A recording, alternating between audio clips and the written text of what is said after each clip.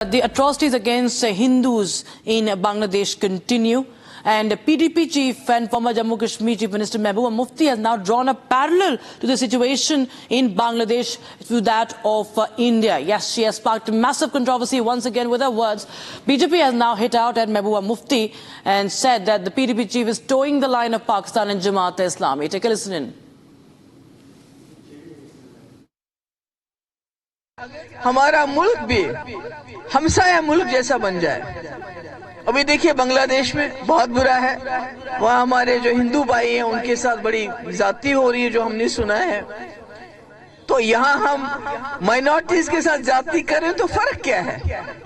इतना बड़ा मुल्क हमारा हिंदुस्तान, इतना विशाल, इतना सेक्युलर, पूरी दुनिया में माना जाता है। तो जब हम में और बांग्लादेश में कोई फर्क ही नहीं रहेगा, हमारे यहाँ हम माइनॉरिटीज को तंग करेंगे, उनकी मस्जिदों को तोड़ के शिवलिंग ढूंढेंगे। बांग्लादेश में अगर कोई हिंदू हमारा भाई वहाँ की जाति के खिलाफ बात करते है उसको जेल में डाल देंगे। यहाँ हम उमर खालिद को जेल में डालते हैं, वहाँ उनको जेल में, तो फर्क क्या है? मुझे तो लगता है कोई फर्क ही नहीं है। बांग्लादेश के अंदर उपद्रवियों ने तांडव मचा के रखा हुआ है। सारी दुनिया ने देखा कि किस प्रकार बांग्लादेश के अंदर चुनी हुई प्रधानमंत्री शेख हसीना जी को 1 घंटे की मोहलत देकर देश से निकाल दिया गया।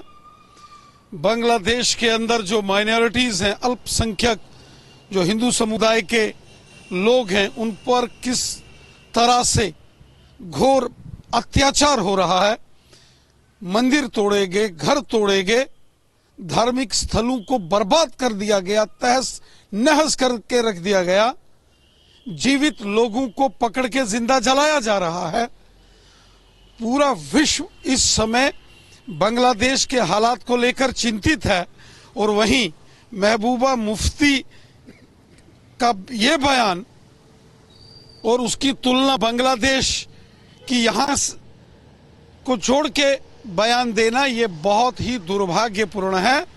भारत देश के अंदर हर एक नागरिक स्वतंत्र भाव से अपनी जिंदगी गुजर बसर कर रहा है।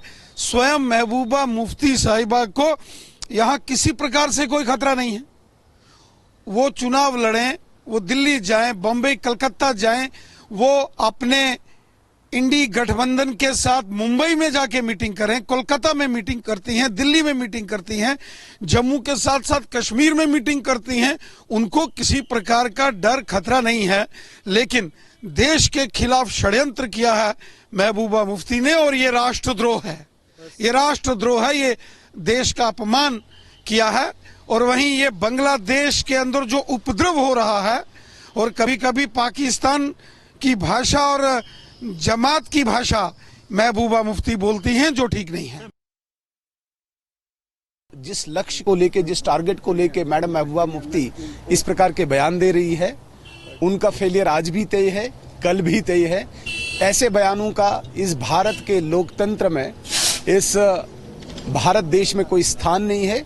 ये वो आजमा चुकी हैं और मुझे लगता है कि ये दोबारा उनकी भूल होगी। इस प्रकार के बयान देके मुस्लिम समाज को प्रोवोक करके अपनी तरफ अट्रैक्ट करना, ये उनकी भूल हो।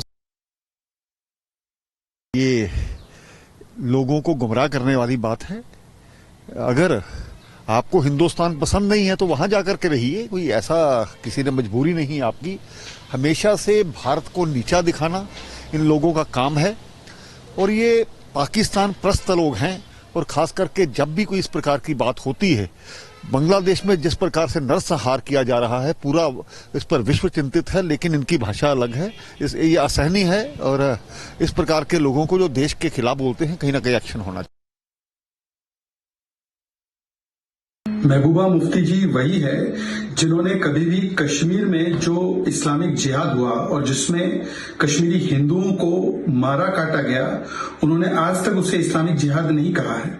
और आज जब बांग्लादेश में भी इस प्रकार की परिस्थितियां वहां के अल्पसंख्यक समुदाय, खासकर हिंदुओं पर हो रही है, तो उस पर स्पष्टता से बोलने के बदले महबूबा मुफ्ती हो, कांग्रेस हो, इंडिया अलायंस हो, जो गाजा के लिए 72 ट्वीट कर देती है, वो भारत की तुलना बांग्लादेश से करती है। उन्होंने उमर खालिद, जिनको कोर्ट के द्वारा अभी तक कोई राहत नहीं मिली है, उसकी तुलना इस्कॉन के संतों के साथ कर दी, जिनको प्रताड़ित करने का काम बांग्लादेश में कट्टरपंथी कर रहे हैं।